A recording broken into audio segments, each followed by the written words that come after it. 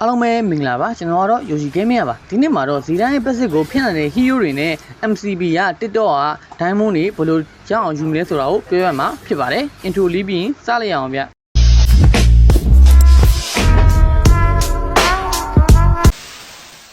ရမန်လုံးကောင်က breath ဖြစ်ပြီးတော့သူ့ရဲ့ ultimate skill ရဆိုရင် immune shot ပါတာဖြစ်တဲ့အတွက်ဒီတန်းကို easily ငုံပြီးတော့ထွေးထုတ်ပြီးတက်လို့ရတယ်နောက်တစ်ကောင်ကတော့ကတိတာဖြစ်ပါတယ်ကတိတာရဲ့ skill 1ဆိုရင်လည်း immune shot ပါတာဖြစ်တဲ့အတွက်ဇီတန်းရဲ့ passive ကိုအသာလေးဖြတ်ပြီးတော့ ultimate လေးသုံးပြီးတက်လိုက်ရုံပဲနောက်တစ်ကောင်ကတော့ Twizzler ရဲ့ ultimate skill ရဆိုရင်လည်းဇီတန်းရဲ့ passive ကိုဖြတ်လို့ရသေးတယ်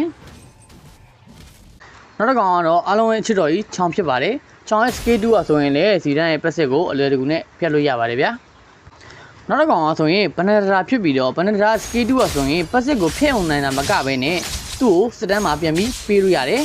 စတန်းပေးသွားတဲ့အချိန်မှာကျွန်တော်တို့ခုနဲ့မိတ်ဆက်ပေးပြရတယ်ကျွန်တော်ချိန်မှာမော်ဘိုင်းကြီးနဲ့ပတ်သက်တဲ့ diamond တွေကိုဈေးတက်တက်တာနဲ့လာရောက်ဝယ်အားပေးလို့ရပါတယ်သိချင်တာတစ်ခုရှိရင်ဒီ Telegram မှာလာရောက်စုံစမ်းလို့ရပါတယ်ဗျအမှုပြေသွားရင်ဗီဒီယိုလေးကိုစလိုက်အောင်နောက်တစ်ကောင်ကတော့အဲ့လိုဖြစ်ပြီးတော့အဲ့တို့ရဲ့ skill 4 element ရဆိုရင်လည်းဒီတန်းကိုအသာလေးဖြတ်လို့ရပြီးတော့စတန်းမှာပြန်ပေးလို့ရသေးတယ်နောက်ထပ်ဘယ် hero တွေကဒီတန်းရဲ့ passive ကိုဖြတ်လို့ရသေးတယ်ဆိုတဲ့အရာကိုသိရလူတွေက comment မှာပြောသားပေးကြပါအောင်ဗျ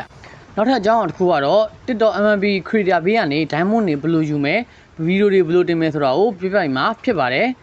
အရင်ဆုံး MMB creator ဘေးကိုဝင်မယ်ဝင်ပြီးရင်ပတ်စံရတဲ့ event နဲ့ diamond ရတဲ့ event ဆိုတာနှစ်ခုရှိတယ်ဘော်ဒါတို့ကပတ်စံလို့ချင်းပတ်စံရတဲ့ event ကိုနှိပ် diamond လို့ချင်း diamond ရတဲ့ event ကိုအရင်ဆုံးနှိပ်လိုက်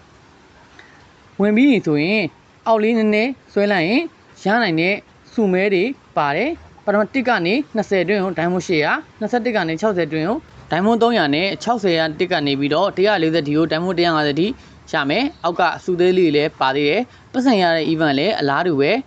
event နဲ့ဝင်ပြီးရင်အောက်လေးနည်းနည်းဆွဲကြလိုက်တော်1က4,200တော်2နဲ့3က2,100နဲ့တော်4ကနေတန်းတီကို3,500ထိပေးထားတယ်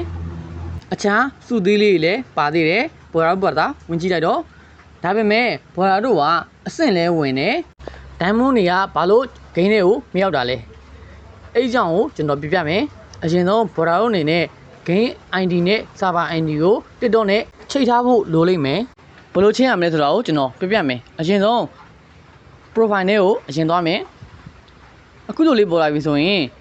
အနည်းဆက်လေး20ရှိတယ်လက်ရှိချက်ကိုကိုနဲ့ဘေးဆွဲလိုက်ရင် morning ဆိုတာလေးပေါ်လာလိမ့်မယ် morning ဆိုတာလေးကိုအရင်ဆုံးဝင်လိုက်အခုလိုလေးပေါ်လာပြီဆိုရင်တော့ကျွန်တော် gain ကောက်ချိတ်ထားတဲ့နေရာမှာမြားနှစ်ဖက်လေးကိုနှိပ်လိုက် gain ရည်နဲ့ server ID ရှိတယ် gain ရည်နဲ့ server ID ကိုထည့်ရမှာဖြစ်ပါတယ်ထိပ်ပြီးဆိုရင်တော့ဘော်ဒါတို့ကအဆင့်ဝင်တယ်လို့ event ပြီးလို့တပတ်ကြာမှဆိုရင်ဘော်ဒါတို့ gain ကောင်တွေကို diamond ရောက်ရှိလာမှာဖြစ်ပါတယ်ဒါပေမဲ့ဘော်ဒါတို့က event နဲ့ဝင်ပြီးတော့ claim ဖို့တော့လိုလိမ့်မယ်ဒီပတ်စံကတော့ဘယ်လိုထုတ်ရမလဲဆိုရင်တော့ဘော်ဒါတို့ balance ထဲမှာပတ်စံ amount အပေါ်မှာထုတ်လို့ရမှာဖြစ်ပါတယ်NCB ပတ်စံထုတ်နေဆိုရင်တော့ကျွန်တော်ရှင်မှာ Telegram မှာလာရောက်စုံစမ်းလို့ရပါတယ်ဗီဒီယိုလေးကတော့လောက်ပါပဲဗီဒီယိုလေးကိုသဘောကျရင် Facebook က brother တွေက like and share လေးနဲ့ကူညီပေးကြပါအောင် YouTube က brother တွေကတော့ subscribe မလုပ်သေးရင် subscribe လေးကိုလုပ်ကြပေးရပါအောင်ဗျ